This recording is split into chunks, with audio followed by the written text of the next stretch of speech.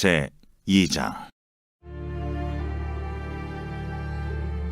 누구든지 소재의 예물을 여호와께 드리려거든 고운 가루로 예물을 삼아 그 위에 기름을 붓고 또 그 위에 유향을 놓아 아론의 자손 제사장들에게로 가져갈 것이요, 제사장은 그 고운 가루 한 움큼과 기름과 그 모든 유향을 가져다가 기념물로 제단 위에서 불사를 지니 이는 화제라. 여호와께 향기로운 냄새니라. 그 소재물에 남은 것은 아론과 그의 자손에게 돌릴지니 이는 여호와의 화제물 중에 지극히 거룩한 것이니라. 내가 화덕에 구운 것으로 소재의 예물을 드리려거든 고운 가루에 기름을 섞어 만든 무교병이나 기름을 바른 무교전병을 드릴 것이요, 철판에 붙인 것으로 소재의 예물을 드리려거든 고운 가루에 누룩을 넣지 말고 기름을 섞어 조각으로 나누고 그 위에 기름을 부을지니 이는 소재니라. 내가 냄비 것으로 소재를 드리려거든 고운 가루와 기름을 섞어 만들지니라.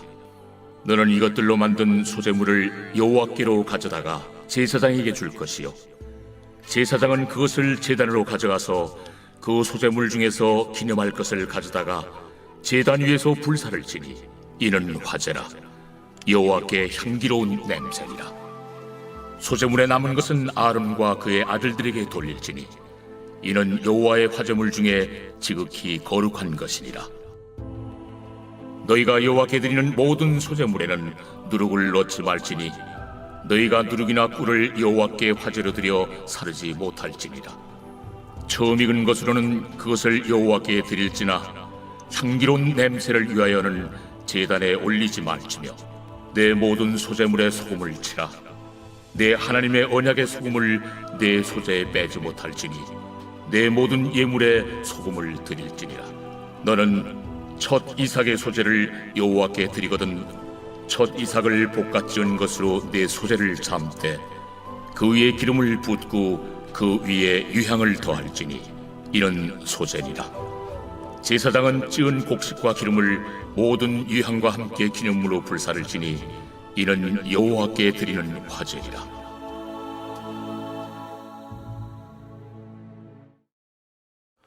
레위기에는 5대 제사가 나옵니다. 번제, 소제, 화목제, 속제제, 속건제. 이 5가지의 제사 중에 오늘 2장에서는 소제가 나옵니다. 이 소제에서 소자는 크다, 작다 할 때 소자가 아닙니다. 한문으로는 이 소자가 희다라는 말입니다. 왜냐하면 제사에 쓰여지는 이 밀가루가 하얗기 때문에 하얀 것을 드린다. 그래서 소제라고 말합니다. 그러니까 밀가루와 곡식으로 드리는 제사가 소제입니다. 5가지 제사 중에서 유일하게 피가 없는 제사입니다. 번제와 소제의 차이가 있다면 번제가 예수 그리스도의 피 흘리심을 통한 죽으심을 상징하는 것이라고 한다면 소제는 예수님의 거룩한 삶, 그 자체를 상징하는 제사라고 할 수 있습니다. 소제의 몇 가지 특징을 보시면 먼저 소제는 무엇으로 드렸습니까? 첫째는 고운 가루로 드렸습니다.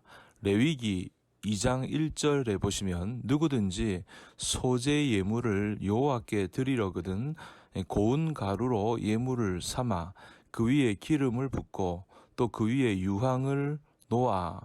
고운 가루가 예물이 되어야 됩니다. 그냥 가루가 아니라 고운 가루입니다. 아주 하얀 가루로 드렸습니다. 이것은 예수님의 일생이 흠없는 일생이라고 하는 것입니다. 죄가 없는 거룩한 삶으로 그의 일생이 하나님께 드려졌다는 것을 보여주는 것입니다. 우리 편에서 보자면 예수님을 따라가는 저와 여러분들도 그와 같이 거룩한 삶을 살아야 하는 것입니다. 그런데 이 고운 가루를 예물로 드리기 위해서는 어떻게 해야 하는가 하면 맷돌 같은 데다가 집어넣고 갈아야 합니다. 아주 고운 가루가 되게 하는 것입니다. 예수님은 본래 죄가 없으시고 죄성이 없으신 분이시지만 우리는 다 죄성을 가지고 태어납니다. 그러면 어떻게 죄성을 가진 우리가 거룩하게 되어지는가 하는 것입니다.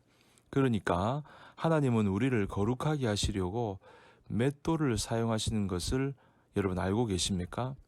갈아질 때마다 거기서 자꾸 인생이 깨끗해지고 거룩해지고, 그래서 하나님 앞에 거룩하게 아름다운 인생으로 만들어 가십니다. 스스로 거룩한 삶을 드리지 못하면 하나님은 더 강력한 맷돌을 사용하십니다. 예수님 자신도 스스로의 인생에 대해서 어떻게 표현을 했는가 하면 바로 밀알이라고 표현을 했습니다. 한 알의 밀이 땅에 떨어져 죽지 아니하면 한 알 그대로 있고 죽으면 많은 열매를 맺느니라. 그분 자신이 한 알의 밀이 되셨습니다. 한 알의 밀로서 고난을 감당하시고 고난을 당해서 자신의 인생을 우리를 위해서, 인류를 위해서 거룩한 제물로 하나님 앞에 드리셨다는 겁니다. 그게 주님의 모습입니다. 그러니까 예수님만 한 알의 밀이 되어서는 안 되죠.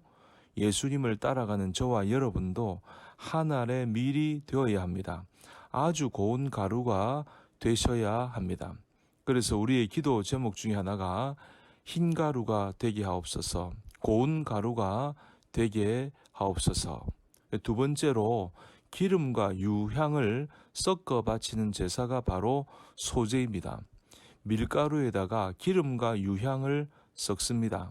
1절과 2절을 보니까 누구든지 소제 예물을 여호와께 드리려거든 고운 가루로 예물을 삼아 그 위에 기름을 붓고 또 그 위에 유향을 놓아 아론의 자손 제사장들에게로 가져갈 것이요, 제사장은 그 고운 가루 한 웅큼과 기름과 그 모든 유향을 가져다가 기념물로 제단 위에서 불사를 지니 이는 화제라, 여호와께 향기로운 냄새니라.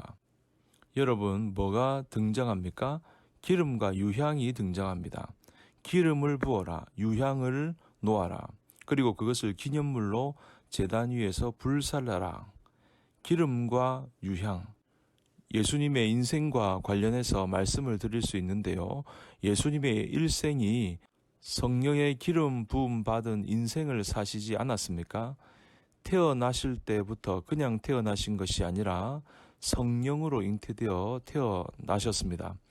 그가 30세 되던 때에 공생애를 시작하시면서 그는 요단강에서 세례를 받고 나오실 때 하늘 문이 열리며 뭐가 임하셨습니까? 비둘기 같은 성령이 그에게 임하신 사건을 알 수 있습니다. 예수님이 나사렛 회당에 가서 그의 공생의 첫 번째 설교를 하시면서 그가 성경을 열었을 때에 그가 열었던 성경이 이사야입니다. 이사야서의 말씀을 봉독하시고 공생애를 시작하십니다. 이 광경을 성경이 어떻게 묘사하고 있는지 보십시오. 누가복음 4장 17절 18절 선지자 이사야의 글을 드리거늘 책을 펴서 이렇게 기록된 데를 찾으시니 곧 주의 성령이 내게 임하셨으니 이는 가난한 자에게 복음을 전하게 하시려고 내게 기름을 부으시고 나를 보내사 포로된 자에게 자유를, 눈먼 자에게 다시 보게 함을 전파하며 눌린 자를 자유롭게 하고. 이것이 예수님이 공생애를 시작하시면서 나사렛의 회당에 들어가 이사야의 말씀을 펴서 이 대목을 읽으신 것입니다. 이사야서 61장 1절 이하의 말씀인데요. 주의 성령이 내게 임하셨으니 이는 가난한 자에게 복음을 전하게 하시려고 내게 기름을 부으시고. 그러니 그의 일생은 성령으로 기름 부음 받은 생애였다는 것을 알 수가 있습니다. 그리고 유향이 등장하는데 기름이 성령의 사역을 상징한다고 한다면 유향은 기도를 상징합니다. 예수님의 생애는 기도로 일관된 생애입니다. 기도로 바쳐진 생애였습니다. 그분은 공생애를 시작하시면서 40일을 광야에서 기도하시면서 시작하셨습니다. 마지막 십자가에 죽으시기 전날 밤에 겟세마네 동산에서 기도하셨습니다. 그의 눈물이 통곡으로 드려지시면서 그는 기도로 십자가를 준비하셨습니다. 그러니까 성령과 기도로 사신 겁니다. 기름과 유향으로 살아가신 생애, 그러니까 그의 일생 자체가 하나님께 드려지는 향기로운 제물이 된 것입니다. 바울은 에베소서 5장 2절에 이렇게 표현했습니다. 그리스도께서 너희를 사랑하신 것 같이 너희도 사랑 가운데서 행하라. 그는 우리를 위하여 자신을 버리사 향기로운 제물과 희생 제물로 하나님께 드리셨느니라. 그는 자기의 일생을 향기로운 제물로 드리셨다는 것입니다. 향기로운 제물이 되기 위해서는 성령의 기름 부으심, 또 주님 앞에 무릎 꿇는 기도가 있어야 되는 것입니다. 그러니까 우리의 일생이 성령의 인도하심 없이 살아갈 수 없습니다. 기도 없이 살아갈 수 없는 것입니다. 성령과 기도를 통하여 우리의 일생을 바쳐야 하는 것입니다. 사랑하는 성도 여러분, 예수님처럼 저와 여러분이 성령의 기름 부으심을 기대하면서 살아야 할 줄로 믿습니다. 오늘 이 새벽에 우리가 고운 가루가 되게 하옵소서, 기도와 성령으로 우리 자신을 거룩하게 하옵소서, 기도할 수 있는 귀한 시간 되기를 바랍니다.